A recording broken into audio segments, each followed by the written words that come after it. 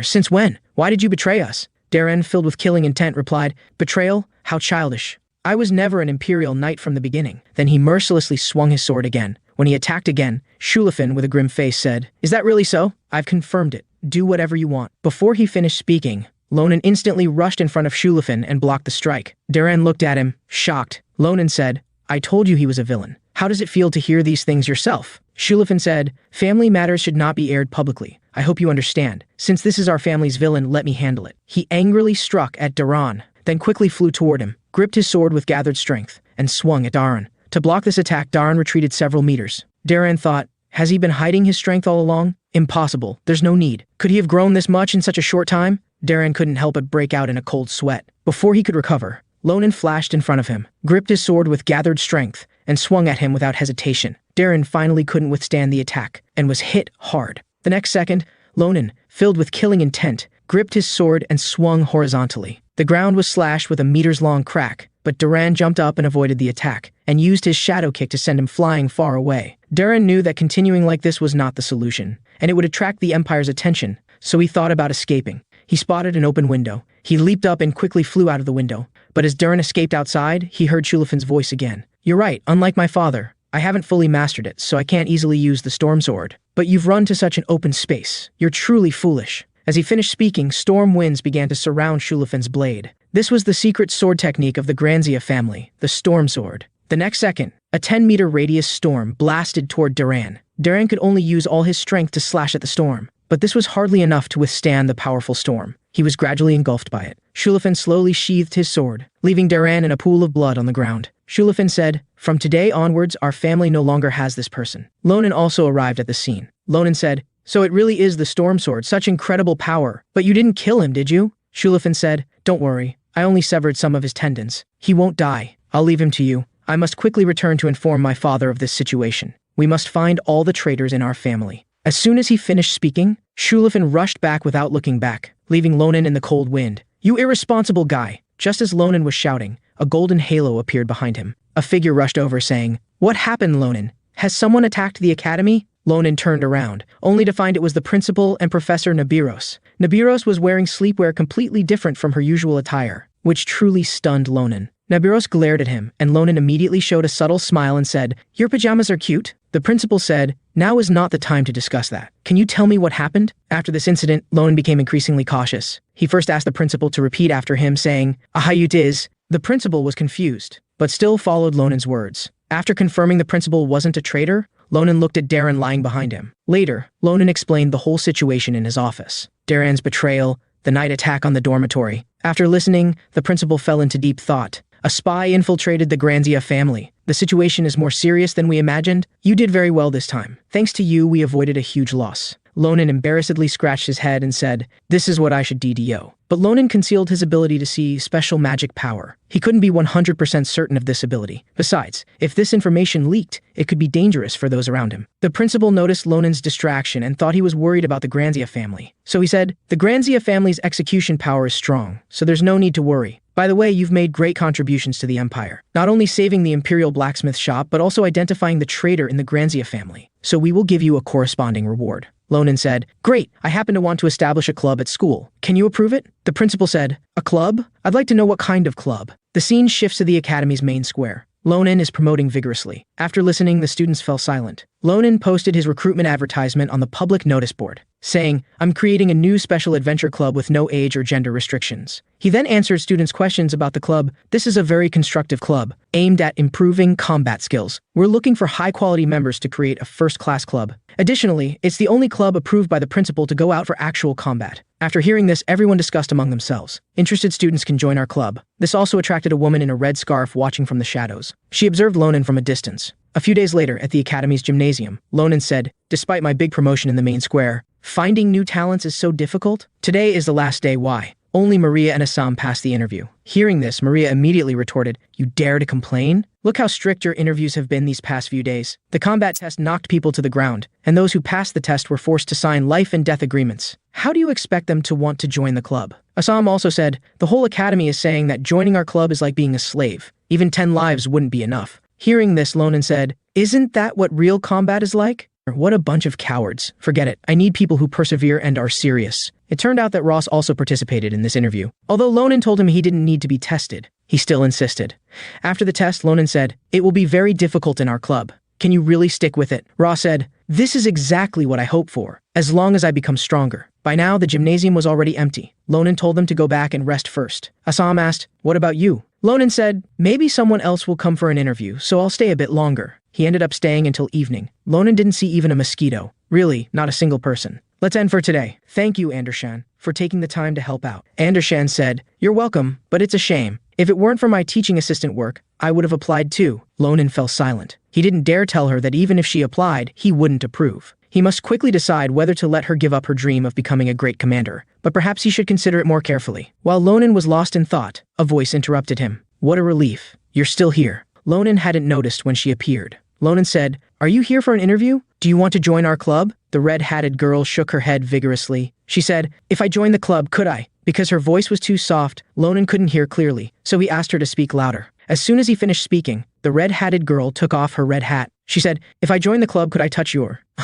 Lonan was stunned. "Touch my what? What inappropriate things are you saying?" The girl immediately explained, "Not you. It's that little cutie on your shoulder." Sita looked confused upon hearing this. Lonan said, "You mean Sita? Join the club and you can touch it." The girl, blushing with embarrassment, said, "Really?" Lonan looked at her puzzled. What a strange person. Unbelievable she was this close to me before I noticed her. She's definitely not a simple person. I think she's exactly the talent I need. Lonan said, "Please tell me your age and name and show me your skills." The girl said, "Third-year magic student, Ophelia." "Well then, I'll begin." As she finished speaking, a massive amount of magic gathered in the girl's hands. The next second, powerful magic burst forth in all directions. The two silently watched. Andershan recognized this as dark magic, though it was the first time she'd seen such perfectly controlled dark magic. Lonan also knew this wasn't easy, but what was more astonishing was, she emitted traces of faint red blood-colored magic. This is definitely... Meanwhile, Ophelia readied her attack stance. Shadow Claw! As soon as she spoke, 3 shadow blades flew from her hands, rapidly shooting toward the dummy. The shadow blades hit the dummy's armor heavily, emitting an intense light. After the dust and fog cleared, the two could see clearly. The dummy's armor had 3 large cracks. Lonan said, "But, Ophelia, did you use..." Before he could finish, Lonan was stopped by Ophelia using telepathy. She said,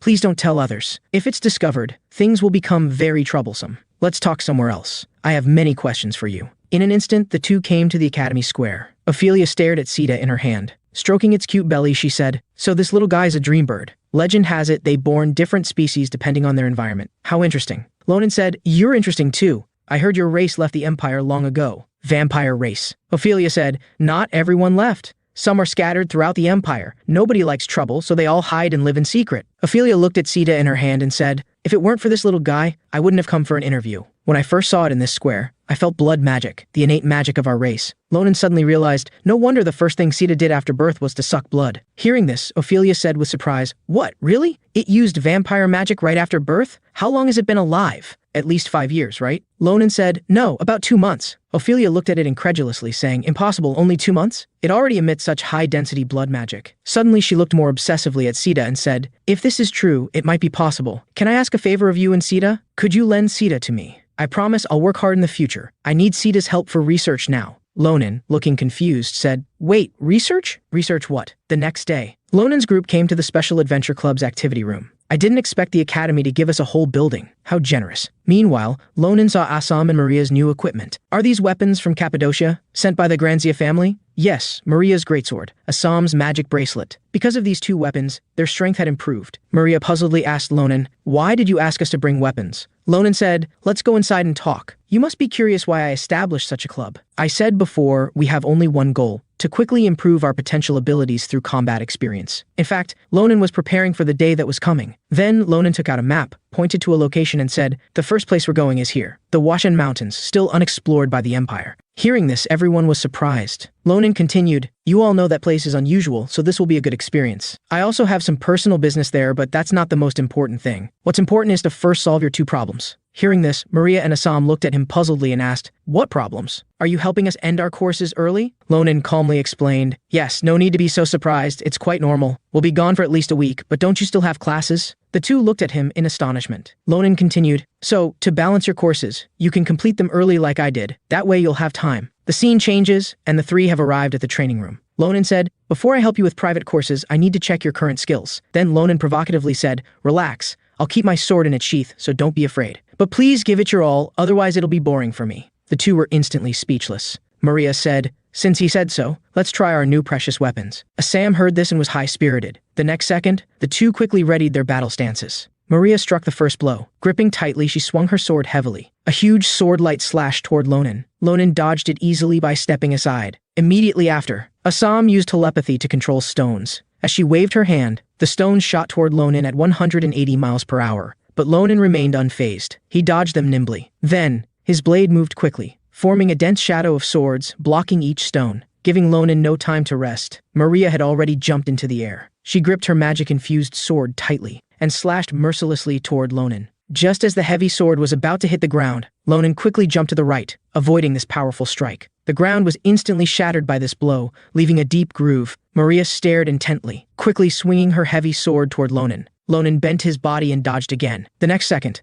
Maria, who had been attacking continuously, instantly switched from offense to defense, barely blocking an unexpected strike from Lonan. While attacking, Lonan could still observe Assam. Assam was floating in the air, continuously summoning large boulders. As she waved her hand, Lonan instantly sprang away. Assam used all her magic to change the boulder's direction, sending it crashing toward Lonan. Lonan smiled knowingly. Just as the boulder was about to crush him, Lonan finally drew La Mancha. All that could be heard was the sound of the sword dancing, and the incoming boulder split into pieces, instantly becoming small rocks. Lonan proudly looked at these small stones, but unexpectedly, Assam once again controlled the fragments, mercilessly sending them flying toward Lonan. In that moment, Maria and Assam were full of fighting spirit. Lonan put down his sword and laughed, saying, "Test over. You've both grown much stronger." Just as the two sighed in relief, Lonan smiled mischievously. Maria and Assam felt a chill down their spines. Lonan said, "Special training begins now." As soon as he finished speaking, Lonan chased after them with his sword. Lonan's training was truly devilish, making the two laugh and cry. Half a month later, Lonan handed thick stacks of grade reports to the principal. The principal said, "You mean all club members have completed their courses early?" Lonan smiled and said, "Yes, that's right. So can we go out now?" The principal said, "Of course. You always surprise me. I'll give you a pass. Take care of yourselves." The scene changes. The group arrives at the Washin Mountains. Maria tries to circulate magic. Unexpectedly, the magic purity is so high. "Which way should we go now, Lonan?" Lonan said, "Please follow me. We're still far from the center." Meanwhile, Lonan's presence entering the mountains drifted toward a palace in the mountains. What a surprise. Someone actually entered the mountains. It's been so long since we had visitors. Let me see who it is. During their journey deeper into the mountains, Lonan, relying on memories from before his transmigration, found an extremely fierce half-beasts. Before his transmigration, half-beasts had covered the entire mountain range with their powerful reproduction abilities. Later, they committed all kinds of atrocities, plundering and killing civilians in surrounding areas. For this reason, Lonan set the club's first mission, eliminate the half-beasts. Maria didn't seem convinced. Assam said, "There are too many half-beasts. Can we really defeat them?" Lonan said, "Don't be afraid. I've got you covered. This is a good combat opportunity." Lonan looked at the distant half-beasts, deep in thought. They shouldn't appear so quickly. A stronger species in this mountain, the ogres. Dealing with ogres would be quite difficult, especially their leader, the two-headed ogre. But they won't appear for a long time. Just as Lonan was about to give the order to act, a voice from behind stopped him. "Your intentions are good, but I don't recommend doing this. Now is not a good time." Lonan was startled. "When did he appear? I didn't sense his presence at all. Who is that elf?" Seeing Lonan staring at him with killing intent, the elf said, "No need to be so alert. I'm a priest who stays in the mountains, serving a sacred deity in the mountain Senial. Let's talk somewhere else, shall we?" Lonan wasn't convinced and vigilantly grabbed his sword. The next second, a figure flashed by. Lonan's La Mancha was already at the elf's neck. Assam and Maria were puzzled. Lonan said mercilessly, "I'm very sorry, but there have been too many bastards lately, so please repeat after me." The priest looked confused. "What do you mean? Repeat what?" "The arrival of angels as the day star light descends. A Hayut is a bastard." After the priest repeated it without any change, Lonan slowly moved his sword away. The priest said, "As a person who serves God, saying words that insult others is so embarrassing. This is the most embarrassing moment in my 200+ years." Lonan wasn't impressed. 200+ years? How long have you lived?" "I'm not sure. I haven't counted for a long time." "It should be over 1,000 years. Hearing this, everyone was shocked. 1,000 years? That means he lived before the empire was established. Then he puzzledly asked the elf, "Just now you said it's not a suitable time. Why did you say that?" The priest said, "Because the monsters here have been behaving strangely lately. They're not nocturnal creatures, but recently they wander and gather in the mountains every night. And ogres who rarely leave their territory also frequently appear. So I advise you not to act now. You can rest a bit and wait for a suitable time." Then the priest gently tapped with his finger. His magic spread in the air like water droplets in all directions. Then a hole formed in the air. The priest said, "Let's go," and let everyone into the hole. Inside was a magnificent palace. "This is Seniel's temple." Asim said, "Lonan, do you know this temple?" Lonan said, "Would I have this expression if I knew? It seems this elf is not simple." Lonan's group, led by the priest, came to a stone in the palace. Lonan puzzledly said, "Is the deity you serve this simple stone?" The priest said, "Simple? This stone has its own meaning. You would find its story tedious. Now please put down your luggage and rest well. Our temple has many empty rooms. Feel free to ask if you need anything." Hearing this, Maria seemed to remember something. She said, "Lonan, didn't you come to find something?" Lonan asked, "Do you know the dwelling place of the curse eye?" The priest said, "You mean the curse eye? Why are you looking for that monster? Do you have a curse on you?" Lonan was startled. He asked, "How did you know?" The priest said, "I see I was right, because there are strange and dangerous echoes around you. Lonan, can you give me some time? I want to talk with you." The scene changes and the two are sitting leisurely in a pavilion. The priest said, "When I first saw you, I guessed you weren't an ordinary student." Lonan was puzzled by why he asked this. Then Lonan grabbed La Mancha beside him. "Is this guy really not related to those bastards? But I can't see dirty magic power on him." And after mentioning a Hayut, he didn't change. At this time, the priest handed over a brewed tea and said, "Have some tea. It will help your body." Lonan looked at the hot tea. He didn't put anything strange in it, did he? As Lonan hesitated, a tea fragrance wafted out. This fragrance, Lonan had never smelled it before. Suddenly, Lonan's eyes widened. What's with this active magic flow? At the same time, the priest smiled at him and said, "How do you find the tea? Don't you like it?" After the priest drank the tea, Lonan also took a small sip. The moment he drank it, his eyes became brighter. He could see the magic around him more clearly. Lonan looked at the tea in his hand in amazement. The principal said, "This is a herb from the Watchin Mountains that can enhance magic affinity, making you more clearly sense magic. But logically, since you're cursed, you shouldn't see the effects so quickly. However, I'll package it for you later. Regular consumption can suppress part of the curse. So please don't use the curse eye to remove the curse anymore. Although it can remove part of the curse, it also takes away part of the target's life essence. Repeated use will threaten life. Don't tell me you're using it knowing its side effects." Lonan said, "I didn't know at all. I just wanted to remove the curse as soon as possible." Subsequently, the priest advised Lonan. Meanwhile, Lonan recalled that the professor had said the same thing, even knowing they were all helping him. Ever since meeting that man, he seemed to have become very impatient. Before catching that bastard, he still needed to stay alive and be careful. Speaking of which, who exactly is this elf? He didn't seem to have seen him before his transmigration. Somehow, he gave Lonan a familiar feeling. After thinking for a moment, Lonan slowly picked up the teacup and said, "I was too hasty, because lately many crazy bastards have been doing dark and dirty things. They're waiting for the stars to come." Hearing this, the priest remained silent. His expression became solemn. The scene changes to the palace under the night sky. The priest stared blankly at the stone, thinking, if what Lonan said is true, then those bastards must be planning an evil plot. It could be a huge disaster. Innocent people will be involved. Should I stand by again this time? Or is the arrival of that child your answer to me? What should I do? While the priest was still deep in thought, the sound of footsteps caught his attention. Lonan had already come behind him. The priest said, "Not asleep yet, Lonan? Not used to the beds here?" Lonan said, "No, I just wanted some water." Seeing the priest staring at the stone, he couldn't help but ask him again, "Does this ordinary stone have something special? Why do you worship it?" The priest patiently explained, "Every 1,000 years, our church moves 1,000 stones to the Holy Land. There, wind and rain are constant, and most stones are weathered away. But some stones withstand the 1,000-year test. We revere such a stone and turn it into a Seniel statue. I still clearly remember the day we moved this sacred statue. My friends were very enthusiastic, but devoting one's life to a god is something many cannot do.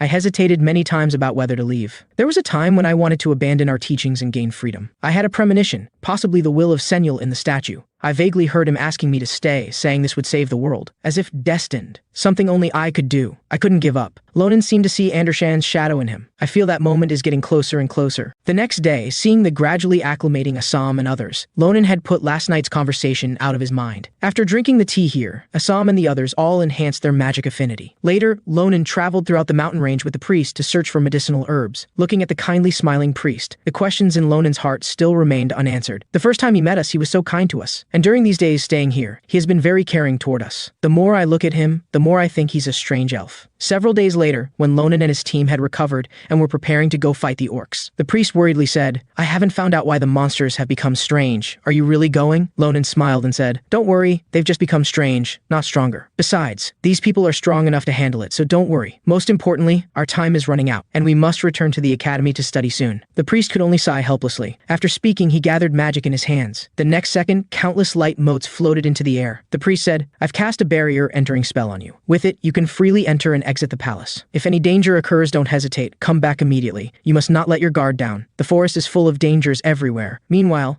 deep in the mountain range, a mysterious female elf seemed to be searching for something. This is becoming troublesome. Who would have thought he'd be so hard to find? As expected, I can't easily lure him out. Could you be with those stupid monsters? Well, if that's the case, then I'll have to meet you in person, Sarante. When Lonen's team arrived at the orc tribe, they first carefully observed them from high ground. The orcs were happily dividing the gold and silver jewelry they had plundered. Taking advantage of their relaxed defenses, Lonen gave the order to act. Everyone had already prepared for battle. Let's kill them all! Just as the orcs were proudly showing off the necklaces they had stolen, Assam cast a telekinetic magic. Then Maria and her companion land safely. Both sides were poised and ready. The next second, before two orcs could react, they were instantly cut in half. Following that, amid flashing blades, several orcs had already been dismembered. Seeing the fallen orcs, the remaining orcs roared in anger. In an instant, they angrily rushed toward the two people. Suddenly, several rocks flew toward the charging orcs. The orcs who were hit fell to the ground. The next second, even faster rocks killed the orcs who hadn't yet reacted. It was Assam using telekinetic magic to control the rocks. Lonen beside her couldn't help but admire how precisely she controlled them. The orcs then realized it was the two people in midair who were responsible. Lonen encouraged Assam, saying, "Do something stronger, eliminate them all." The timid Assam then waved her hand, and the rocks in the sky instantly bombarded the orcs. The orcs were battered and scattered. A moment later, the orc tribe had been completely wiped out. After the dust settled, Lonen's team came down to clear the battlefield. Looking at the corpses strewn everywhere, Assam was about to cry, "I killed so many, will I be punished by heaven?" Lonen smiled and comforted her. "Don't worry, we'll be punished together." Ross even gave her a thumbs up. Assam didn't know whether to laugh or cry. "So I'll still be punished after all?" Suddenly, Sita poked Lonen's face with her palm, then turned to point toward a tree below. Everyone looked and saw someone tied to a tree. Looking closely, it was a beautiful elf covered in wounds. Lonen and his team ran over, quickly untied her, then asked Sita to cast healing magic. Afterward, the elf slowly opened her eyes. After seeing Lonen and the others clearly, she showed a surprised expression and said, "Who are you?" But the next second, she suddenly coughed up blood. Lonen hurriedly went to support her. "Can't even Sita heal her injuries?" The elf asked, "Judging from the magic surrounding you, did you just come from the temple?" As soon as she finished speaking, she quickly grabbed Lonen's shoulder, desperately begging him to take her to see that person. Then, with a fearful expression, she said, "Those people are coming. If this message isn't delivered to him in time, he'll be in danger." Before she could finish, she had already collapsed on the ground. The scene changes. Sarante is wiping a large stone. Behind him, a foot steps in. Lonen, carrying the female elf on his back, hurriedly shouts, "Sarante!" Sarante looks at him in surprise and says, "Why have you returned so quickly? What happened?" Lonen says, "She's a female elf we rescued from the orc tribe. She wants to see you." Sarante looks at her incredulously. "An elf? Wants to see me?" Looking at the badly wounded female elf, Sarante reaches out to cast a spell on her, saying, "Lonen, please tell me the details." The scene changes. Maria and the others remain at the orc tribe searching around to see if there are any more captives. But they find none and are about to return to the temple when Assam stares at the fallen orcs. Maria says, "Have you found something, cutie?" Assam explains, "These orcs are a bit strange. There's a hidden double magic on their foreheads, something I've never seen before. But what kind of magic is this?" "These magic circles." Just then, Lonen arrives carrying the wounded female elf. Sarante quickly takes her to a room for treatment. A moment later, Sarante smiles and says, "She's all right now." Lonen breathes a sigh of relief. Just now, healing magic had no effect on her. I was worried she might have been poisoned. Sarante says, "I injected her with antidote. Thank you for bringing her here in time. Otherwise, I would have lost a close friend." Lonen says, "Close friend? So she is also." Sarante says, "Yes, she's one of the few who believe in Senyal, once a faithful and sincere believer. Now that you've saved her, how should I thank you?" Lonen scratches his head embarrassedly and says, "It was nothing. Don't mention it, but please tell me." Before she collapsed, she said, "They are coming soon." "Who are they? Are you really in mortal danger?" After hearing this, Sarante fell silent. The scene changes. Sarante takes Lonen to the stone. Sarante says, "Actually, I'm not very clear myself. They are a religion that worships an unknown entity. They're very mysterious. I don't know who they are. I only know they've committed many crimes. They call themselves Nebula." Upon hearing this name, Lonen exclaims in surprise, "Those bastards are coming for you?" Sarante says, "You know them too? They've sent assassins to find me several times, but eventually gave up when they couldn't find me. I thought they had abandoned their search, as things have been quiet for hundreds of years, but now it seems they're back." Lonen immediately becomes agitated. "And you're so calm about it? You should leave this place immediately." But Sarante says, "I cannot leave this place. The souls of everyone live here. If I move elsewhere, innocent people will be affected, and I don't want that. Therefore, I hope you leave here quickly. I don't want anyone to get hurt." After hearing this, Lonen says with concern, "Sarante, wait for me. I'll go get powerful reinforcements. Until then, please hide and don't act on your own, okay?" Sarante hears this and can't help but smile, saying, "I understand, I'll hide well. After saying this, he hands something to Lonan saying, please accept this, it's payment for saving my close friend. Lonan says, what is it? Is this a ring? Sarante says, yes, it's an entry ticket to the Mage Tower. If you go to the Dawn Mage Tower, please show this to the tower's administrator. They'll definitely find information about your curse. Alright, be careful on your journey. I'm very glad to have met you. The time spent with you has been a blessing. Lonan says, it's not like we'll never see each other again. Why are you saying such things? I'll be back soon. Wait for me. After saying this, Lonan rushes off, and Sarante watches him with a lonely expression. Afterward, his face becomes serious as he says, should I be happy about our long-awaited reunion, my long-lost close friend? No, I should now call you Nebula's assassin, Brigidia. The previously injured elf suddenly stands up, with lightning surrounding her body, her hair instantly turning from yellow to white. Brigidia smiles and says, how have you been doing, Sarante? Sarante says, they chose you as an assassin? It seems your organization is quite violent and cruel. Brigidia says, you giving a paralytic drug to a patient. Isn't that the same? Sarante says, of course, because your poor acting was too easy to see through, even pretending to be captured by orcs. Brigidia says, I had no choice. Meeting you isn't an easy task. I used the monsters here to attract you, but couldn't draw you out. However, by coincidence, I just happened to see those people running around with your magic. I thought if I killed them and left them around you, it might draw you out. But I held back, because I'm a devout believer. Touched? Sarante says, if that's the case, I won't let you succeed. Brigidia says, how scary, can't I even joke now? Alright, small talk ends here. My purpose in coming here is to convey the organization's order. Persuade Sarante. If he refuses, kill him. Before she finishes, both sides are at a standoff. In an instant, the energy from both clashes together, creating an explosion. The temple surroundings shake. Lonan, who has left the temple, notices this too. But just then, he meets Assam and the others returning. Maria says, Lonan, there you are. Lonan says, yes, did you find any other captives? Maria says, no, but we discovered something suspicious. Assam says, I found strange magic circles on each orc's head. Magic circles I've never seen before. Lonan listens with a puzzled expression. But at that moment, a huge lightning bolt strikes behind him. Everyone is shocked. Was that explosion sound from the temple? At this moment, Lonan suddenly has a bad feeling. At the same time, a huge foot stomps down, causing the ground to shake violently. Turning to look, suddenly a giant monster appears, ferociously tearing everything apart. After everyone gets a clear look, they realize this monster actually has two heads, a two-headed ogre. Looking at its enormous form, Assam and the others hesitate, momentarily unsure what to do. Behind them, Lonan holds his sword and shouts, pull yourselves together, follow me, you can't handle it. The ogre just looks at them contemptuously. The next second, a hand unexpectedly appears behind Ross. Ross says, what's happening? I can't move my body. The huge hand slams hard on Ross, sending him flying at 180 miles per hour. He crashes heavily into a wall. Assam and Maria are dumbfounded. Before they can recover, the two-headed ogre raises its fist high again, then mercilessly brings it down. Surprisingly, they can't move their bodies either. At that moment, a sword flies out like a gust of wind from behind. Lonan helps them block the attack, but the ogre's fist isn't injured at all. The two-headed ogre is also very surprised. He could block my punch? Lonan instructs Assam and Maria, take Sita and look after Ross. Leave that thing to me. Meanwhile, Sarante and Brigidia are engaged in combat. The collision of energy even cracks the temple walls. Brigidia rushes over with his sword swinging at an extremely fast speed. Sarante quickly casts a spell to resist. Wind control art. Centered on Sarante, fierce winds continuously swirl around. But the next second, they quickly gather into a storm heading toward Brigidia. Seeing this huge storm, Brigidia isn't afraid at all. Instead, she shows joy and says, great, this is exactly what I wanted. Before she finishes speaking, she immediately imbues her sword with dark magic. A murderous aura instantly bursts forth, gathering the surrounding dark magic into the heart of her sword. As the sword swings, it transforms into a black light pillar flying rapidly towards Sarante. The two powerful forces converge in midair. Unable to determine a winner, the resulting explosion shatters everything around them. After the smoke clears, both are unharmed. Suddenly, Brigidia disappears at extreme speed. Only the sound of a sword swing is heard. Brigidia suddenly appears in front of him. Sarante is startled, but the magic shield he had prepared beforehand blocks the attack. Their murderous gazes briefly meet. Energy bursts forth again, immediately pushing them apart. Brigidia says, as expected of you, such an old fox, killing you would be a waste. Come to our organization, you can definitely get a management position. Sarante angrily refuses, no way. I can't serve an evil cult. Anyway, you've become quite rusty, and your movements have slowed down. Is your cult not suitable for you? Brigidia says, of course not. I'm just a bit bored. Just wanted to see you act. I know you've been busy buying time for those children to escape. Your pretense is to keep those people from getting involved, right? Do you think this will let them leave safely? Why would you with no interest in the world protect them so much? Sarante seems to have been seen through. He looks at her in surprise and says, they are just guests I happen to meet. Don't harm them meaninglessly. If you dare touch them, I can't let you leave politely. But Brigidia says dismissively, oh my, how scary, but what can I do? Before she finishes, a loud explosion comes from deep in the forest. Sarante is startled. That direction is is, Lonan. Brigidia, you bastard. Before he can react, Brigidia has already flashed behind him. She smiles eerily and says, Sarante, is now the time to be distracted? There's only the sound of a sword falling. Sarante's arm falls. Elsewhere, after Lonan told them to leave, the two-headed ogre slammed down a palm, which Lonan immediately blocked. Maria and the others couldn't help but hold their breath in anxiety. Lonan approaches the ogre's side. After looking carefully, he discovers its eyes have been enchanted. Identical to the stone men of Cappadocia, this is definitely the work of the Nebula organization. While Lonan is observing, the two-headed ogre attacks again, forcing Lonan to quickly retreat and dodge. He then immediately launches an attack. He leaps into the air, grips Romancha tightly, then swings toward the center of its body, followed by several more sword strikes. But the ogre's skin has hardened, preventing fatal damage. Damn, still as hard as before. This strike also angers it. Before Lonan can land, the two-headed ogre is already swinging its fist at full force toward him. By the time he reacts, the fist is already in front of his face,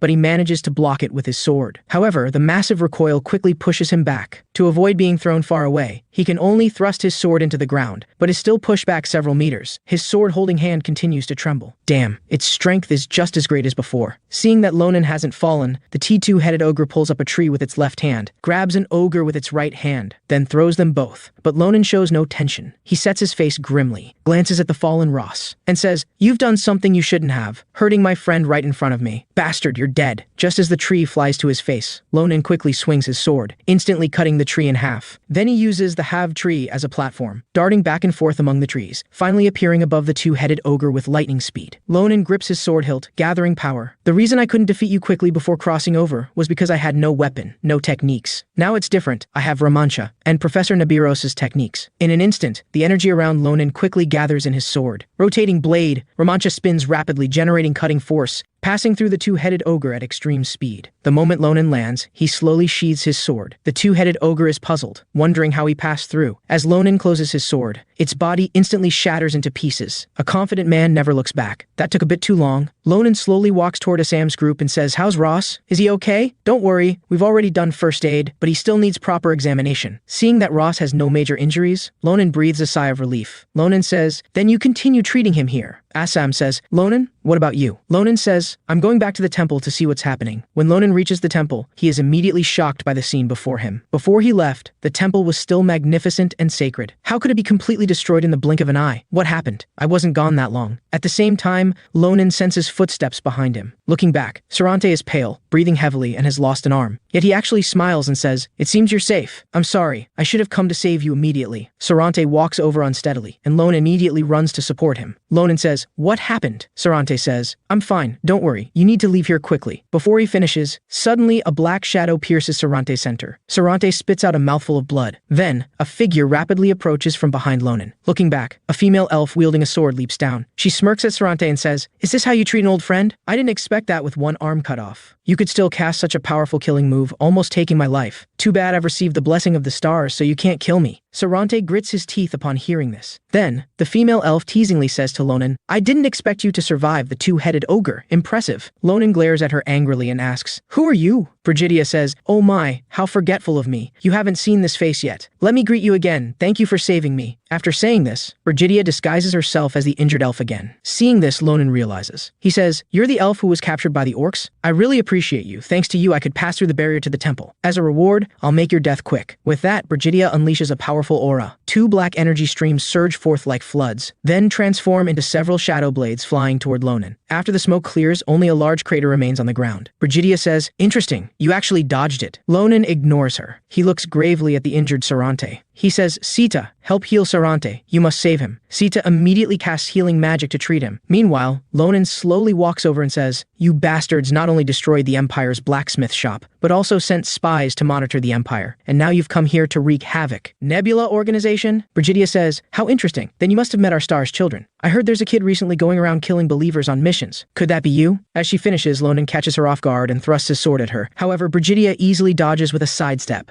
Brigidia says, Such skill at your age, no wonder they fell at your hands. Seeing that she dodged his attack, Lonan immediately backs away to create distance. But Brigidia flashes next to Lonan in an instant, swinging her sword. Lonan blocks the attack with some difficulty. She seems able to predict my movements. I'll need to kill her in one go when she lowers her guard. Lonan swings at her. Brigidia smiles as she catches his attack. Brigidia says, I really like you. Killing you would be a waste. Would you like to join our organization? We'll provide benefits and accommodations. Lonan immediately refuses, saying, You must be dreaming. Brigidia says, You have no choice. As she finishes, several dark energy spikes pierce Sarante's body. If you refuse, I'll kill him first. Lonan widens his eyes in shock. He grips his sword tightly. Brigidia laughs maniacally. Sarante's life depends on your decision. Now make your choice. Lonan says, My decision is to tear you apart, you bastard. Lonan strikes with all his might. Brigidia quickly retreats several meters. She says, The more you resist, the more I want to have you. In just the next few dozen seconds, the two have already exchanged several rounds of attacks in midair. Two sword energies clash fiercely in the air, creating ripples of invisible energy waves, seemingly making even the surrounding air tremble. Sarante watches with concern. Meanwhile, Lonan leaps up, grasps Ramancha to gather strength, and swings at Brigidia. Brigidia smiles perversely. Excellent. It's been a long time since I fought someone so strong. At the moment Lonan swings his sword, Brigidia catches it with one hand. She says, Killing you would be a waste. Be obedient. Be a good child. If you move again, I might not be able to resist killing you. As she finishes, a dark energy suddenly pierces deep into Lonan's body. Brigidia says, When you open your eyes again, the starlight will welcome you. Lonan has no time to defend. Just as the sword is about to pierce his heart, a green light suddenly appears, protecting Lonan. Brigidia angrily says, Sarante, you again. It was the shield magic cast by Sarante. Sarante says, I told you, if you dare touch him, I will never spare you. Lonan says, Sarante, your injured body can't withstand the power of casting magic. Leave this to me. Sarante says, You've done very well. You've bought me time. Now leave the rest to me. As he finishes, a blue light envelops Lonan. With a wave of Sarante's finger, Lonan is instantly moved away. Seeing this, Brigidia immediately pursues with her sword, but her body is filled with blue lightning. Unable to move, she looks up. 3 forbidden magic circles have appeared in the sky. Brigidia is startled. When did you? How can you with so many wounds still? Sarante says, Brigidia, our relationship ends here. Goodbye, my former sister. Then, a huge blue lightning bolt strikes down. The lightning struck Brigidia, screams in pain. Lonan watches in disbelief. Despite Brigidia's painful screams, Sarante shows no mercy. Instead, he intensifies the lightning's power. Sarante says, I must kill her at all costs, even if I burn up all my magic and life force. The suffering Brigidia becomes extremely angry. Sarante, you stone-worshipping fool. How dare you, how dare you? As she finishes, Brigidia instantly erupts with a powerful dark aura and walks forward. She says, I am the chosen apostle of the stars. As long as he grants us the blessing of the stars, no one dares block our path forward. There's no need to pacify someone like you anymore. So just die now. Sita immediately flies in front of Sarante to protect him. Seeing that Brigidia hasn't fallen, Sarante uses telepathy magic to tell Lonan, Can you hear me, Lonan? There's no time. I'll be direct. Her star blessing seems to resist my magic attacks, but she's heavily injured and moving slowly. I'll keep her busy. You take the chance to leave quickly. Lonan recalls that the giant before his crossing also had this ability, then says,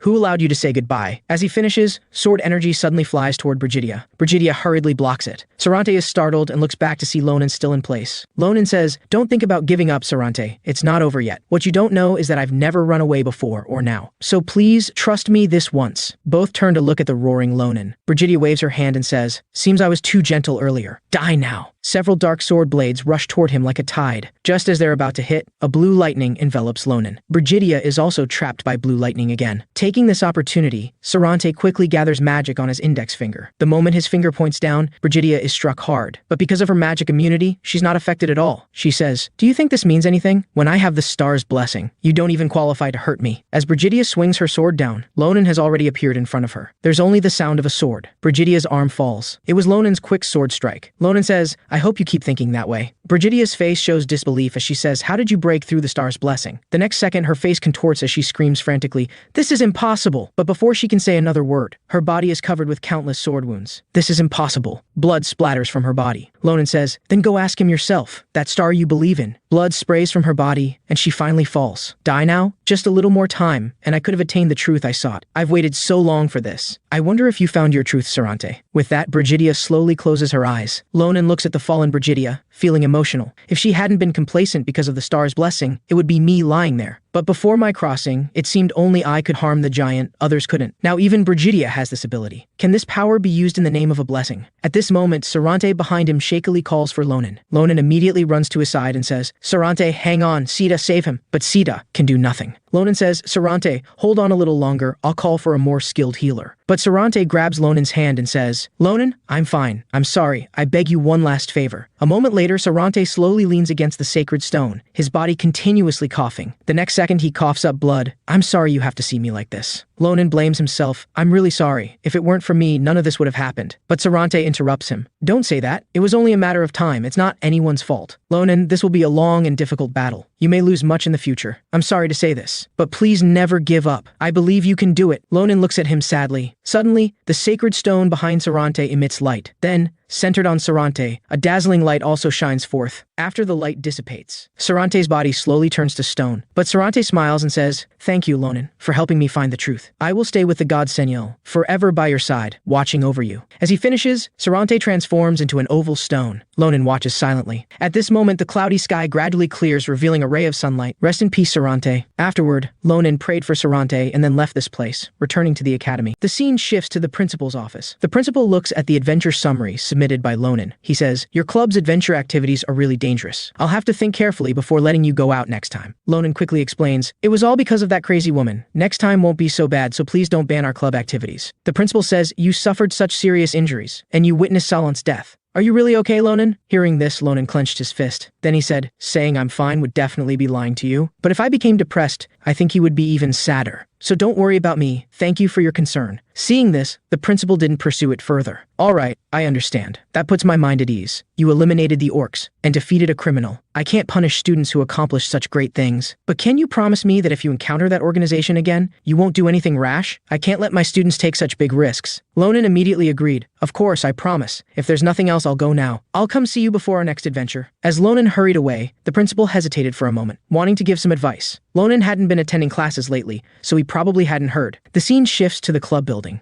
Lonan had intended to supervise their training, but it was empty. Assam and the others weren't there. However, a familiar figure was sitting formally. Lonan said, Why are you here, Shulafin? Shulafin turned to look at Lonan with a serious expression. Finally, you're here. I hope you have time now. We need to talk about the Nebula organization. Lonan didn't exchange simple greetings with Shulafin, but directly asked him, What do you want to tell me? Did you deal with those traitors at home before coming? Shulafin said, Yes, we conducted a large-scale screening and caught 19 spies. I personally interrogated 5 of them. The others will be sent to Lodo-san prison for further questioning. But now there's a big problem. The restrictions no longer work on them. Lonan was shocked. What? What are you saying? The restrictions don't work anymore? Shulafin said, Yes. During our investigation of the 19 people, the restrictions didn't work on any of them. They might have removed the relevant restrictions. I think we can assume that. Damn, this is really annoying. Is there no other way now? Do we have to identify them one by looking at their magical power? As Lonan was deep in thought, Shulafin stood up, preparing to leave. Alright, I'll let you know if there's any news. Finally, I'm looking forward to seeing you again at the upcoming midterm exam. Lonan looked completely confused. What are you talking about?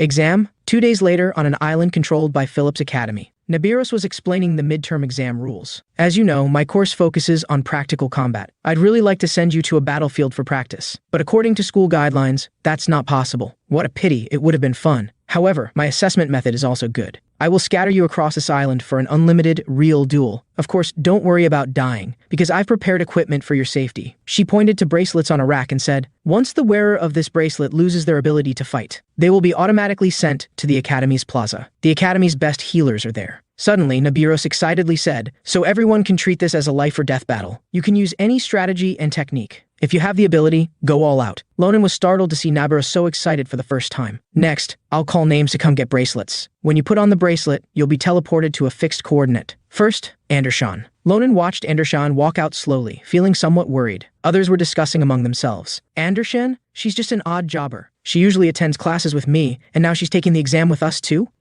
That's good. With a fool like her, we won't be in last place. Hearing this, Lonan was furious, but he thought, with the Grand Commander's current strength in the assessment, she would only be beaten badly. So for the Grand Commander, the best decision is. The next second, when Andershan put on the bracelet, she was immediately teleported away. Then everyone was teleported out. Lonan was also teleported to somewhere on the island. He first looked around and found no one else nearby. Was I transported to a place with just me? Am I that lucky? Is it really as I wished? Then Lonan gave a cold laugh and said, Stop hiding, come out, senior. You seem very nervous. Damn, why did I meet this monster right at the start? The next second, the student hiding behind the tree immediately jumped into the air, swinging a large axe fiercely towards Lonan's head. After the smoke cleared, a long sword was at his neck. Lonan said, "You're going too far. Is this how you treat your junior classmates? As your junior, this makes me a bit unhappy. It seems that you people, who were teleported to the same place, have formed a temporary alliance. Maybe because this is Phillips, so your ability to handle various situations is not bad, but..." Before he finished speaking, Lonan threw a stone at extremely high speed. The long-haired man in the tree was hit before he could react, falling hard to the ground. "This isn't your best strategy." Seeing this, the black-haired leader immediately shouted, "The ambush failed! Everyone prepare for battle. Even if he's a monster, he's still alone. We have the advantage in numbers." In an instant, all those hiding revealed themselves, then rushed desperately towards Lonan. A moment later, Lonan slowly sheathed his sword and said, as expected of second-year students, it still took some time. Just then, movement ahead caught Lonan's attention. 3 male students had surrounded a battered female student. One boy said, "I didn't expect you to hold out so long. The game should end now. You should give up." Andershan. Though covered in wounds, she was still carefully observing her opponents and forming a strategy. "I may have exceeded my limits, but it seems these two have lowered their guard. And with third-year honors student Ayun leading, they definitely believe they can't lose, making them relax and expose weaknesses. I have only one chance. In one breath, end it all." Andershan swung her sword horizontally across the ground with lightning speed. The two hadn't time to react. Next, Andershan had already flashed in front of them. When her sword fell, blood immediately spurted from the two, but Andershan didn't stop. She charged towards third-year Ayun at 180 miles per hour. But as she approached, Ayun's weapon suddenly appeared before her. When did he? Andershan quickly blocked with her sword, but Ayun's strength was too great. Andershan immediately spat blood, her body flying back tens of meters. Ayun said, "You think such a small trick could defeat me? How pitiful. Andershan, you're a smart person. You know that no matter how hard you struggle, you can't beat me. It's interesting to watch you struggle, but this ends now." Observing from the shadows, Lonan wasn't surprised by the outcome. Because from the beginning, he felt Andershan shouldn't participate. But reflecting on the strategy she used in battle, it was enough to prove her talent. She fully utilized the environment to create opportunities to distract her opponents. Quick and decisive strikes, demonstrating an incredible talent for strategy. However, in the face of absolute strength, even the best battle strategy is useless. I'm certain now. The exam is over, Grand Commander. Don't suffer here anymore. Andershan isn't badly hurt. She'll probably be sensible and withdraw voluntarily. So Lonan slowly got up to leave. But the next second, the sound of a sword being swung interrupted him again. Andershan actually launched another attack. Even Ayun was surprised by her action. Ayun said, "What are you doing now? Do you really want to end up seriously injured?" Andershan said, "Of course. Ayun, the exam isn't over and neither am I." The next second, Andershan quickly jumped behind him. Andershan swung a precise and decisive sword at Ayun, but he still blocked it. However, Ayun's face was cut, leaving a shallow sword wound. Ayun's expression immediately turned extremely ugly. Angry, Ayun said, "You're asking for trouble," then slashed at Andershan without mercy. Andershan was sent flying by the strike. Ayun said, "This makes me look stupid in front of a foolish student. I'm curious who's supporting you behind the scenes, making you do such stupid things. I've always been curious about your background and abilities. You don't have talent like that new student. Why do you struggle so hard? Shouldn't you know better than anyone that everyone thinks you have no hope? What are you persisting for?" Hearing Ayun's question, Andershan's thoughts were pulled back to her childhood. Her village was left with only her due to the war. A man hugged her, crying bitterly. At that moment, she seemed to find the path she would take in the future. Andershan said firmly in a low voice, "Because I must become the Grand Commander at all costs." After hearing this, Ayun said contemptuously, "What? Grand Commander? What nonsense are you talking about? You?" Andershan said, "Because no one else can fulfill that dream for me." Lonan was shocked by her answer. Andershan continued, "But I believe in my destiny. You will never understand." Ayun said, "Get lost. Talking about dreams, you don't even know your place. I don't want to hear your nonsense anymore." Ayun gathered strength for a final strike against Andershan. Suddenly, a voice rang out. Ayun's weapon instantly broke in half. Lonan appeared in front of Andershan. Lonan said, "I didn't want to interfere, but that's enough, Senior." Ayun looked bewildered. Before he could react, he had already taken a hit from Lonan's sword. Though angry and unwilling, Ayun was helpless. Andershan looked at Lonan with confusion, blurting out his name. "Lonan?" Lonan said, "Are you okay?" Andershan replied, "Yes, thank you for saving me, but why are you here?" Lonan said, "Let's skip these trivial details. I want to ask you something. Why do you want to be the Grand Commander?" Andershan said, "You want to know why I want to become the Grand Commander? Why ask so suddenly?" Lonan nodded firmly and said, "It's important to me, so please tell me." Seeing Lonan's serious expression, Andershan was silent for a moment, then lowered her head sadly and said, "Do you know about the Night of Evil Wolves?" Lonan said, "You mean the werewolf invasion 10 years ago?" Andershan said, "Yes, that war between the Empire and the werewolves. The former wanted to expand territory northward, while the latter wanted to stop them. It was that very night that I lost my family. It was at dinner time. My mother and brother received orders from the front line. That was the last time I saw my mother. She was so kind and gentle. I hadn't even finished talking to her. Before she left, she didn't even eat dinner. Afterward, according to the commander's strategy, the village soldiers were sent directly to protect the castle. They ended up being torn apart by strong werewolves. It was simply sending them to their deaths with absolutely no strategy to speak of. Without knowing the disparity in strength, having no strategy led to a tragedy. Lonan, you should know that shortly after that, the Empire and werewolves negotiated a ceasefire. Eventually, the Empire agreed to give land to the werewolves, and the werewolves joined the Empire's army. While my village was destroyed and my family sacrificed, all I got was a useless tombstone. Although they nobly sacrificed for the Empire, I couldn't accept it. Watching disabled warriors ask why they had to die, I instantly felt immense anger, because none of them had to die. If there had been peaceful negotiations from the start, if they had used geographical advantages, if there had been an excellent Grand Commander. At this point, Andershan choked up. I can't bear this fact. I want to become the Grand Commander so there won't be any more needless sacrifices. I will become a perfect commander. Then no one will need to build tombstones for those who should have lived. After hearing Andershan's passionate dream, Lonan just silently looked at her, creating an instantly awkward atmosphere. Lonan said, "Sorry for bringing up your bad memories, but it helped me understand something." Andershan asked, "Understand something?" Lonan didn't answer but fell into deep thought. It seems impossible to make her give up now, but this means he can no longer just be a bystander watching her get killed. He can't bear that painful feeling anymore. As the two were lost in thought, a cold wind blew from the nearby forest. Looking back, it was a huge storm. Lonan said, "Looks like he's here. There's not much time, so I'll be direct. Do you know about shadow magic?" Andershan said, "Shadow magic? What's that?" Lonan said, "The conditions to awaken it are tricky, but once you meet these conditions, you'll quickly become stronger. I know someone who reminds me of you, so I think you can use it too. I'll help you awaken it later, okay?" Andershan said, "Wait, why are you suddenly saying this?" Lonan grabbed Andershan's shoulder with one hand, smiling at her. "Don't worry, I'll support you fully. Let's work hard together." Andershan was touched that Lonan had taken her to heart, emotions rushing in. But the next second, Lonan suddenly pushed Andershan off the cliff. Andershan looked completely bewildered. Lonan said, "That's enough for today. Third place isn't bad. I'll come see you as soon as I get back." Watching Andershan being teleported away, Lonan felt relieved. Lonan said, "So now it's just us left?" A person walked over slowly. It was Shulifin. Lonan looked at him provocatively and said, "Why are you everywhere? It seems you've dealt with all the opponents on your way." Shulifin said, "Yes. There's only you and me left on this island. No need to say more, let's fight." Both quickly gripped their swords. "Give it your all. Let's see who is the Academy's." The next second,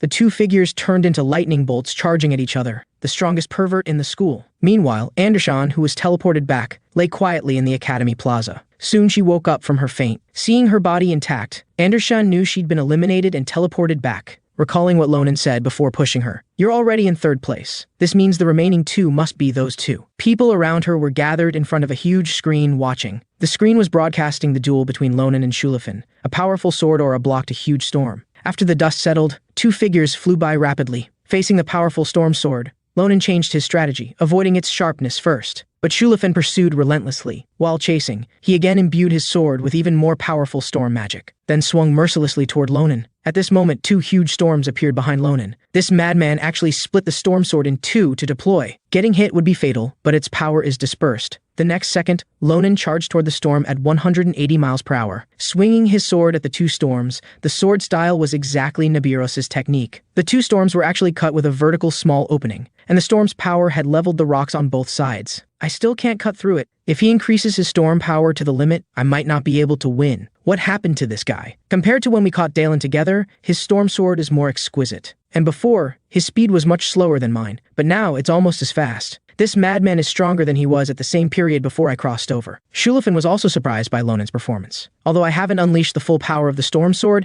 he actually chose to block it head-on. So he can cut off magic power. Not to mention, he can use the coach's sword technique so perfectly. Although I'm stronger in techniques, I've reached my limit in increasing speed. I need to end this quickly. Lonan knew that with Shulifin's growth rate, once he adapted to his fighting style, he would have no way to win. He couldn't drag it out any longer. Both tightly gripped their sword hilts. The next second, Shulifin suddenly gave an eye signal. His and Lonan's figures immediately disappeared from their spots. Only flashes of blades could be seen in the air. As the two landed, Lonan bounced out again, charging toward Shulifin at extreme speed. Seeing this, Shulifin gathered several storms into his sword. When he swung at Lonan, it formed a huge, long storm. Lonan broke into a cold sweat, disappearing into the storm. After the smoke cleared, the ground was left with a huge storm track. But Shulifin knew Lonan hadn't been defeated, so you have no choice but to avoid the storm sword, using this interval to plan an ambush. As soon as he finished speaking, Shulifin's body had several sword wounds, blood splashing. Before he could react, Lonan was already behind him. But Shulifin smiled slightly and said, "You always surprise me." Lonan said,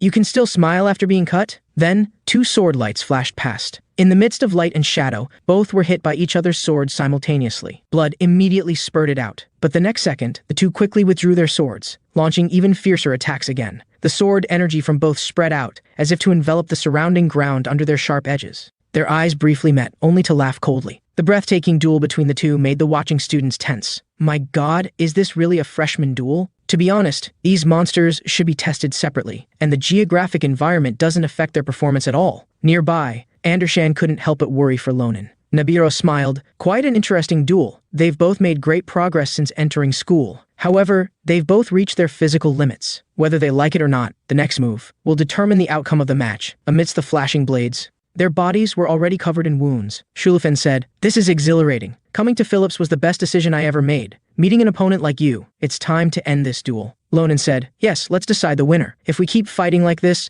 I'm afraid I'll fall in love with an opponent like you." As soon as he finished speaking, the two quickly jumped apart. As they landed, Shulifin concentrated and quickly gathered magic power, saying, "I won't hold back, so show all your strength too." Streams of magic power gathered with Shulifin at the center. Seeing this, Lonan called him crazy. Lonan said, "I must bring you to our team, but before that, I need to make you submit through combat." Lonan's gaze locked firmly on his opponent, lowering his head to accumulate strength in an attack posture. The next second, Lonan disappeared from the spot at extreme speed. Shulifin only saw a flash of sword light. Lonan had already leaped behind him. Shulifin was stunned. No way, he's injured but got even faster? In his shock, he looked back. Lonan attacked again, dozens of sword shadows forming a net of heaven and earth. Shulifin smiled bitterly. Now I don't have the energy to keep up with this speed, but if he's going this fast, the burden on his body must be very heavy. Hasn't he thought about the consequences? Thinking this, Shulifin tightly gripped his sword, frantically thrusting it into the ground, completely ignoring Lonan's attack. When the sword entered the ground, it released powerful energy. Lonan immediately swung his sword to block. What a madman. I thought I could win with speed. Didn't expect he would release Magic Blade right in front of himself. With his injuries, he can't precisely control his magic power, so he must also be damaged by his own attack. Does he want to win that badly? But so do I. I don't want to dodge anymore. We're both at our limits, we can't delay anymore. I need to get close to him immediately. At this moment, Lonan rushed up like a madman, decisively and quickly giving Shulifin a sword strike. But Shulifin laughed coldly, saying, "I knew you would do this. You met my expectations." Then intense storms gathered on Shulifin's sword. Lonan was startled. "I put everything I have into it." With Shulifin as the center of the storm, several storms quickly gathered to form a huge storm vortex. Storm sword! The next second, a lightning bolt fell from the sky. Then, the sword momentum became as fierce as a rainstorm, forming a devastating storm sweeping the surroundings. In an instant, the earth shook and mountains moved. Sword energy like a rainstorm from the sky bombarded Lonan. After the smoke cleared, both had dozens of sword wounds on their bodies, blood immediately spurting out, but Lonan could still stand up. He immediately jumped into the air. "Madman, if you want to die, don't drag me along." The damage from his storm sword is enough to threaten his own life. When it comes to swordsmanship, he's truly insane. This is you, Shulifin. I also think coming to Phillips was my best decision, but in a duel between us two, you would definitely lose. As soon as he finished speaking, after unlocking the first taboo, Lonan actually attached a small amount of magic to La Mancha, then launched a final attack against Shulifin. Shulifin struggled to grip his sword. This tense moment left everyone watching dumbfounded. Finally, the match was about to end. At this moment, both used every ounce of strength they had left. Fighting with all their might, Shulifin fought desperately. The clash between the two created an explosion. After the smoke cleared, both were still standing. Both bodies were covered in wounds. Shulifin slowly said, "Nothing left." As soon as he finished speaking, Shulifin slowly fell down. Lonan said, "Seems you collapsed first, which means I won." Before Lonan could finish, he also slowly fell down. After both collapsed, neither got up again. All the spectators held their breath, hearts racing with excitement. The next second, cheers erupted throughout the plaza. When Lonan opened his eyes, he found himself already lying in the infirmary. Andershan said, "You're awake, Lonan." Lonan said, "Is the exam over?" Nibiru said, "Yes, the exam is over. You two were really risking your lives for that duel, and you even destroyed the island. But it was truly a magnificent battle. You woke up before him, so at least you're stronger than him in terms of stamina." Lonan said, "Does that mean I win that bastard?" Just as Lonan was feeling smug, Nibiru said, "No, because you two were teleported back at the same time, so it was ruled as a draw." Lonan was stunned for a moment. "Well, if that's how it is, then there's nothing we can do about it." Lonan's response surprised Nibiru. She said, "Your reaction is better than I expected. I thought you would throw a tantrum and say you couldn't accept such an ambiguous result." Lonan touched his head proudly and said, "Is that how you all see me? This outcome of the duel is fair and reasonable. Besides, Shulifin is strong. much stronger than I anticipated. Obviously, this means I'll have to train harder from now on. Next time, I'll definitely win. Hearing Lonen's words, Nibiros nodded with satisfaction. This guy's abilities have matured, and so has his mindset. Yes, there's no need to argue. This was clearly a good experience for both of you, especially you, Lonen, because you finally managed to use the magic you've been longing for. Lonen was surprised and said, Wait, what did you just say? I can use magic? Nibiros said, wasn't that last move you used magic infused? A true combination of sword and magic. Lonen looked at his hands. Recalling that moment, he indeed felt something different at that time, so this is... Nibiros said, yes, this is what we call sword aura, when you can use magic. Compared to the inner energy you've been imitating before, its depth is on a completely different level. But judging from your reaction, you haven't fully mastered how to use it, so you need to take action because unlike other students, we don't know when your physical condition might impose new limitations. Andershan, take Lonen to see that useless bastard at first light tomorrow. Useless bastard? Are you referring to Professor Jordan? The scene changes to the Academy's Grand Plaza. Lonen and Andershan are on their way to Professor Jordan. Lonen said, since Professor Nibiros recommended him, he must be very strong. Andershan said, he is considered a master in the field of magic use, which is why other professors often seek his help. Previously, when a student accidentally lost control while using magic, Professor Jordan solved it effortlessly. Lonen said, that does sound impressive, but why does Coach Nibiros seem to dislike him? Andershan said, probably because they have different personalities. You'll understand when you meet him, but the professor is kind of unique. Lonen remained silent after hearing this. Then he smiled slightly and thought to himself, that's not important to me. What matters is that he can help me use magic. And since he's so skilled, he should know about the Grand Commander's magic. Before crossing over, I didn't learn much about her shadow magic. Seeing Lonen silent, Andershan asked, I heard you met with Shulafin before coming here. Did he agree to your proposal? Lonen said smugly. Of course he agreed. That guy would never refuse my proposal. It turns out that after being discharged, Lonen had arranged to meet Shulafin. Shulafin said, it seems we think alike. I can't accept this result either. After saying that, he drew his sword with fighting spirit and said, let's settle this once and for all. But Lonen casually said, I dislike this result as much as you do, but I called you here for another reason. Shulafin said, another reason? Before Shulafin could react, Lonen immediately took out a piece of paper. He said, join my club. Shulafin said exasperatedly, what? This is the reason? You want me to join the club of the enemy who defeated me? How absurd. I refuse. If you keep talking nonsense, I'm leaving. Lonen fell silent, but he immediately grinned wickedly and said, club members are planning a fun housewarming celebration, and she happens to be moving in too, my sister Eli.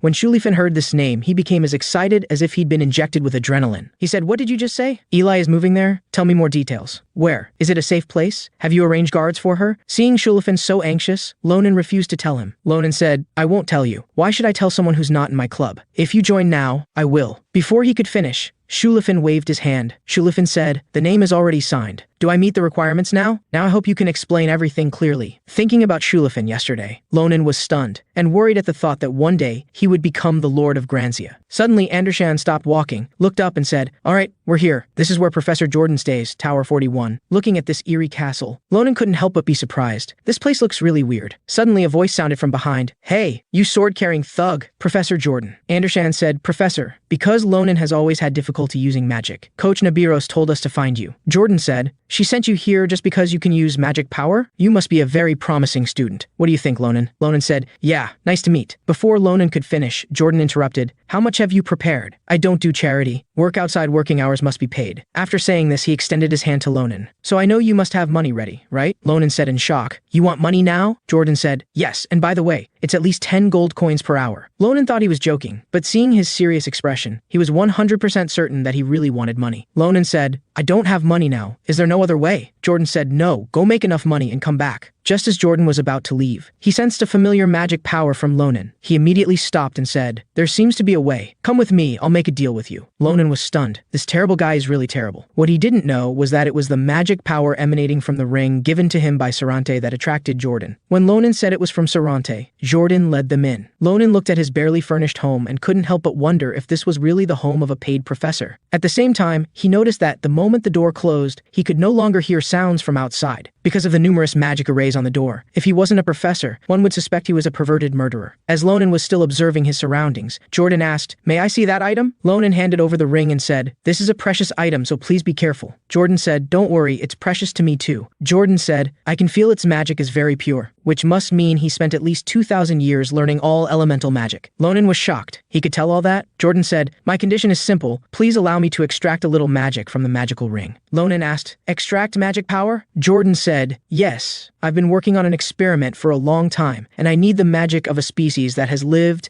and mastered magic for a long time. It seems you have a good relationship with him, for him to give you such a valuable gift." Lonan reflected on his moments with Sarante. Lonan said, "Yes, if you agree, I promise to help you with all my strength. Although it sounds good. I have one more condition, help solve Andershan's problem too." Seeing Lonan bargaining, Jordan said unhappily, "The magic power I need is very small, yet you're adding another condition." Lonan said, "If you don't want to, that's fine. We can leave." Jordan said, "That's too much. I didn't say that." In the end, Jordan agreed to Lonan's request. Jordan said, "You even have talent and negotiation skills." Lonan said, "Thank you for the compliment." Jordan said, "If that bad guy introduced you, then the matter must be urgent." He then pointed to a magic array and said, "Please stand on it." After Lonan stood on it, Jordan began to cast a spell to examine him. He said, "It seems you haven't regained your magic sense for long. There's almost no trace of magic use in your body, which means you've never used magic before this." Lonan said, "Yes, I can only see it now, but I've never used it before. Someone cursed me." Jordan said, "This is no ordinary curse. The source of magic power has just slightly opened and is now trying to close. I will guide my own magic to forcefully open it. You'll feel pain like a knife cutting your spine, but you can endure it, right?" Lonan said, "What are you going to do?" The next second, painful screams echoed throughout the room. "Oh my god, what the hell?" Andershan was also scared and didn't know what to do. As Jordan cast his spell, his consciousness slowly penetrated into Lonan's magic source, gradually opening his source of magic power. Jordan said, "The resistance is less than I expected, so it's opening well. If it continues like this, I think things will end quickly." Suddenly, a strong surge of red and black magic attacked. Jordan couldn't help but tremble. Streams of red and black magic were wrapping around him. As he looked up, he saw a pair of eyes full of killing intent staring at him. What is this? How can such a thing be in his body? The next second, his consciousness in Lonan's body was completely incinerated. Back to reality, he immediately stopped casting, but the red and black magic tried to wrap tightly around him. Jordan immediately cast a spell to repel it. As a result, he was thrown tens of meters away. Then he spat out a mouthful of fresh blood, but the bleeding wouldn't stop. Not only did the amount of bleeding increase dramatically, but his body was also convulsing. Lonan and Andershan hurried over to support him. Jordan immediately recited a spell, "Open." As soon as the words fell, the magic array on the ground emitted light. Lonan recalled that this magic was very similar to the one Elizabeth had cast before. The next second, a giant mouth swallowed them. At the moment it closed, Secret felt something unusual in the office. Jordan suddenly opened the door. What happened to him? At this time, Lonan and the others had already appeared in front of them. Seeing Jordan continually vomiting blood, Secret didn't bother with greetings and immediately went to check his condition. Jordan kept coughing up blood. Lonan was beside him, which made Secret wonder if it was related to Lonan's curse. Secret said, "Lonan, did Jordan channel his magic into your body?" Lonan said, "Yes, he said he could open the sealed magic source in my body." Secret said, "I understand. I believe part of the curse in your body may have transferred to Jordan. This is an extremely evil curse that no one except you can easily deal with." Looking at Jordan's unstoppable bleeding, Secret broke into a cold sweat. "At this rate, Jordan will die." Lonan awkwardly said, "You're saying Professor Jordan will die because of my curse?" Secret said, "I mean, if he doesn't receive treatment soon, that could happen. Thank goodness the magic hasn't taken deep root yet." "Lonan, prepare for battle." Lonan excitedly gripped his sword and said, "So we're removing the curse now?" Secret didn't respond but focused on casting a spell. The next second, a multi-eyed monster flew out of Jordan's body. Secret grabbed it and quickly threw it to Lonan. Lonan swiftly swung his sword. There was only the sound of the blade leaving its sheath, and the monster was already covered with several sword marks. When Lonan sheathed his sword, its body was completely sliced apart. Then it turned to dust. Andershan hurried over to check Jordan's injuries. Jordan said, "Thank you, Secret. You saved my life." Secret said, "That's because you made a quick judgment. I told you before about a student with an extremely severe curse, one I've never seen before." Jordan said, "Damn, was that monster the curse?" After dealing with the monster, Lonan immediately ran over to check on Jordan. "Professor Jordan, are you all right now?" Jordan said, "Yes, thank you. I've had a new experience. This is the first time I've seen such an absurd curse exist. Your life must be very twisted. Anyway, I kept my promise." Lonan looked on in disbelief. Jordan said, "Secret, can you check Lonan's condition?" Then Secret glanced at Lonan. "How is this possible? Magic is flowing in Lonan's body. I really can't believe it. Although it's weak, the magic channels are flowing." "Lonan, have you recently had someone remove the curse? Or fallen into a pit full of curse eyes?" Lonan said, "No, nothing like that." Secret said, "For some unknown reason, the curse blocking your magic channels has weakened. At this moment, a strange power is eroding the curse, like rain and wind weathering a huge rock. Of course, your curse is still trying to close your magic channels. But due to this unknown power and Jordan widening your magic channels, it's not easy to close them anymore. After hearing this, Lonan excitedly said, "Does this mean I can use magic now?" Secret said, "Yes, but to use it freely will still take some time. If you train every day, in 20 years you'll be proficient." Hearing 20 years, Lonan's heart sank. Lonan said, "What are you saying? 20 years? How could I possibly wait that long?" Secret said, "You need to overcome it through individual training, and this is a treatment method that won't endanger your life." At this point, Jordan stood up and said, "There is a way to shorten the time. It depends on your effort and determination. If you use the magic practice method I invented." Moments later, Jordan prepared to cast again to continue opening Lonan's magic source. Jordan said, "Lonan, the magic power you can use now is very limited. The magic channels you've just opened are much narrower than your classmates. But if you learn this practice method and continuously expand your channels, in the future you can greatly increase the magic power you can use. It also depends on your ability. In about 5 years you should be able to use magic normally." Hearing about 5 years, Lonan was still slightly dissatisfied. Jordan said, "Now I will guide my magic to help you sense the path of your own magic channels. Although this is risky,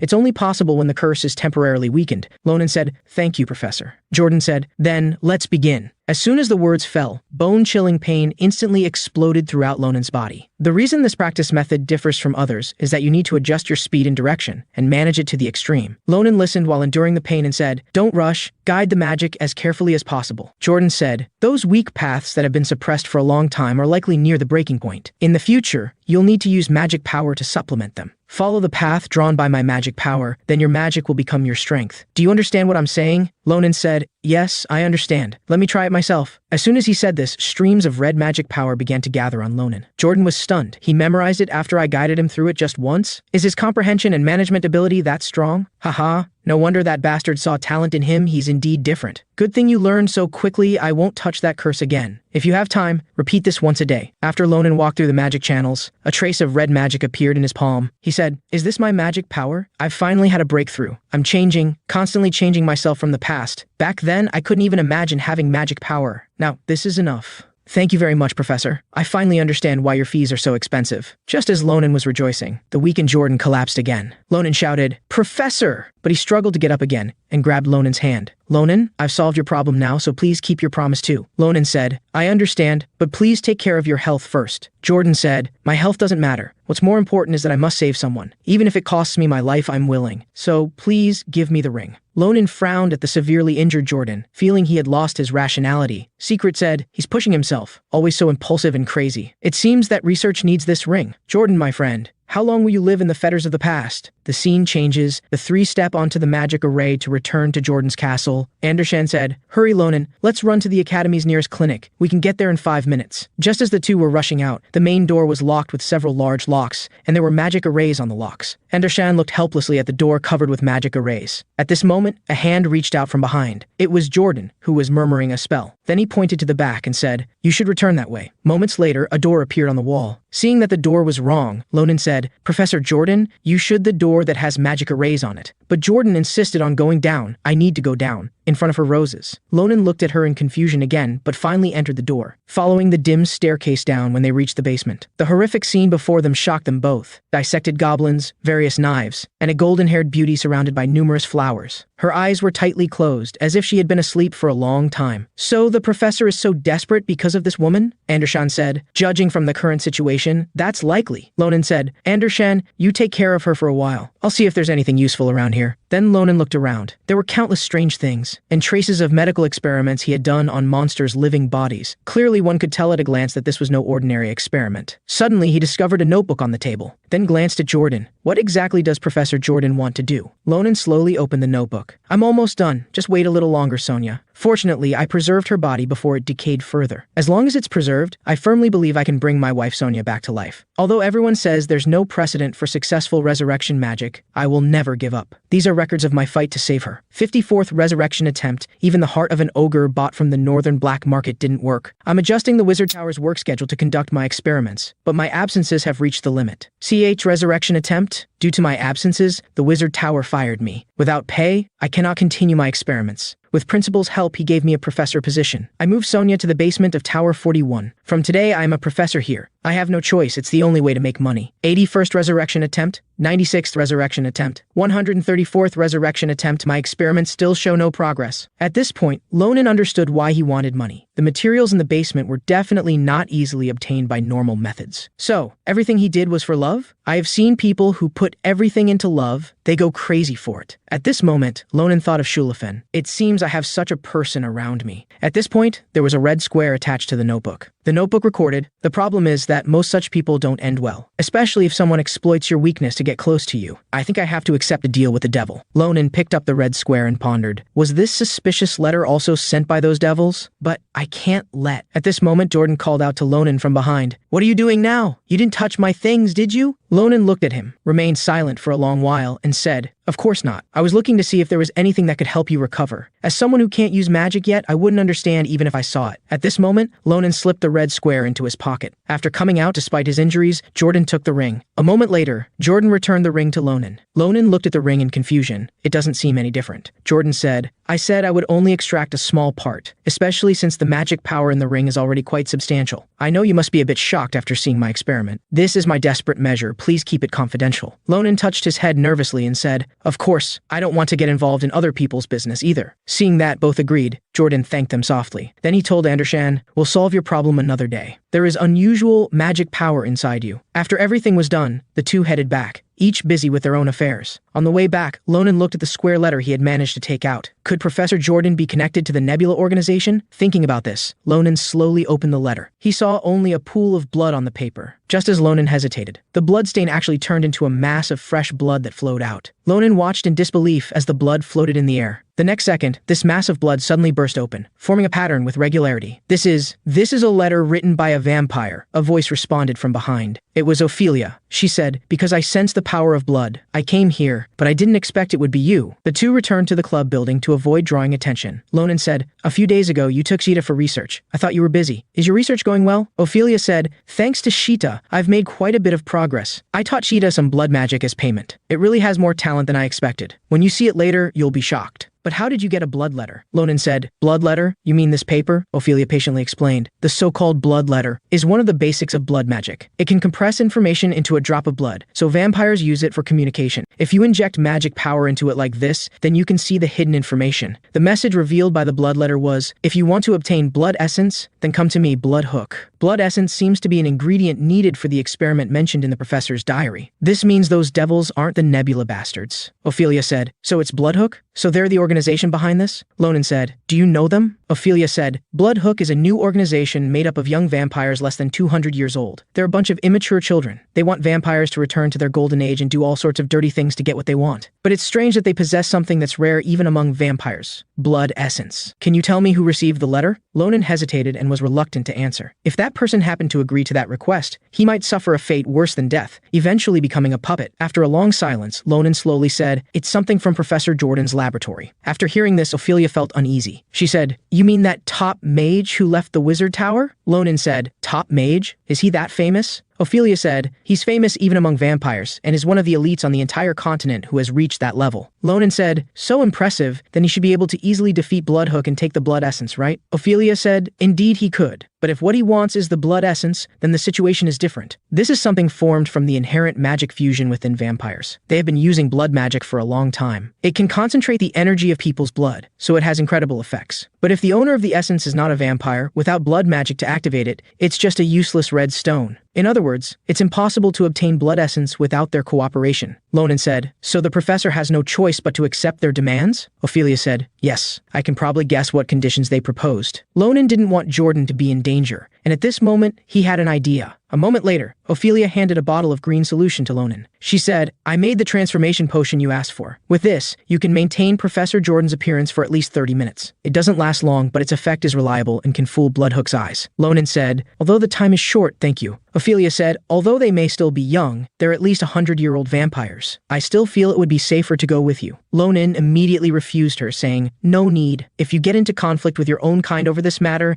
it might put you in a difficult position. Don't worry, I won't get hurt. As for whether they'll get hurt, that's another story. At midnight, 4 men guarded the entrance to a cave. At the same time, a figure walked forward. The blood slave candidate the leader mentioned has arrived. His name is Jordan, a top mage, but I can't feel his powerful magic. Don't let your guard down. He's someone who once faced Sword Saint Nebiros head on. Hello, are you Jordan? Yes, but I don't see your master. He's waiting inside. Can you take off your hood first? We need to verify your identity. The disguised Lonan stared at him for a few seconds, then slowly removed his hat and said, Is this okay? Yes. Thank you for your cooperation, Sir Jordan. I'll lead the way now. At this moment, the black-haired man stared at Lonan's sword. Isn't he a mage? Why does he carry a long sword? But before he could think more, Lonan approached him and said, Do you want to die? I'm sorry, Before he could finish, Lonan's sword had left its sheath, and the black-haired man was instantly cut in half. Before the other vampires could react, their bodies already had several sword wounds. By the time Lonan stopped, the vampires in front were dismembered. The short-haired man said in terror, Why? You're not Jordan. Before he could react, Lonan grabbed him and said, From now on, you only need to answer the questions I ask, unless you want to become a kebab. The scene changes. Lonan walks deeper into the cave. There are no traps on this road. It seems this vampire is quite honest. If I had known he was this sincere, I would have spared his life. But they are all extremely evil. This place looks a bit strange because the patterns on the wall and the atmosphere feel somewhat familiar, like I've seen it somewhere before. Suddenly, a scent of blood wafted over. There are more important matters now. A terrible smell of blood is penetrating through the door. What have they done to make me feel it through this thick door? Lonan slowly opened the door. The scene before his eyes shocked him immensely. The vampires were enjoying their feast. The blonde man sitting in the middle said, You've arrived? This must have been a long and tiring journey. Welcome, Jordan. I am the leader of Bloodhook Anais Tafa. I'm sorry for the mess. You came later than expected, so you caught us eating. If you haven't eaten yet, you can join us for dinner. Although Lonan was shocked, he quickly calmed down. It's too late to save them now. I should focus on my goal here. He said, Thanks, but I'll pass. I find it a bit nauseating. The other vampires looked at him provocatively. I came here only for the blood essence. So what are the conditions for this deal? The other person said, I think you might have already guessed. You need to sign a blood pact. With your life as the contract condition, you must become one of us. That is my entire requirement. Lonan said, Your request is absurd. You want me to become your slave. The other person said, Dear, it's really a shame you think that way. This is already a lower price. This opportunity allows you to escape your humble flesh and gain honor beyond your wildest dreams. We are bringing new life to our family, and to do this, we need to overthrow the older generation immersed in pacifism. I'm giving you a chance to stand at the forefront of a historic moment, as a glorious warrior fighting for the revival of our race. What do you think? Isn't that an honor unimaginable for humans? Lonan said, Honor? I don't know, but I think you're all insane beyond imagination. The other person said, Haha, I understand. As a human, it's certainly difficult for you to understand our deeper intentions. It's okay. You just need to know that this is your only chance to get blood essence. If this deal fails, you won't have any other way to obtain the essence. Lonan said, From the current situation, if I refuse, it seems you don't intend to let me leave either. The other person said, Haha, that's right. After Anais snapped his fingers, the other vampires all stood up, quickly preparing for battle. Anais said, This should help you make a choice. Don't think about resisting. You must have noticed the abnormal magic flow. This is the trap I specially prepared for you. No matter how skilled you are with magic, as long as you're human, you can't use magic here. Since things have developed to this point, think slowly. You wouldn't want your beloved wife to become a delicious blood bag, would you? And you don't want to become like those corpses over there, right? Accept this contract now, and it will be over soon. But Lonan smiled slightly and said, You bastards. You've prepared so thoroughly I almost fell for it. As soon as he said this, Anais was startled, because at this moment Lonan dropped his disguise. Anais said in panic, You're not Jordan. Who are you? How did a human get in? Before the many vampires could react, Lonan had already struck first. Between flashes of sword light, Lonan walked straight through. Lonan said, How I got in doesn't matter, you bastards. Today is the day you die.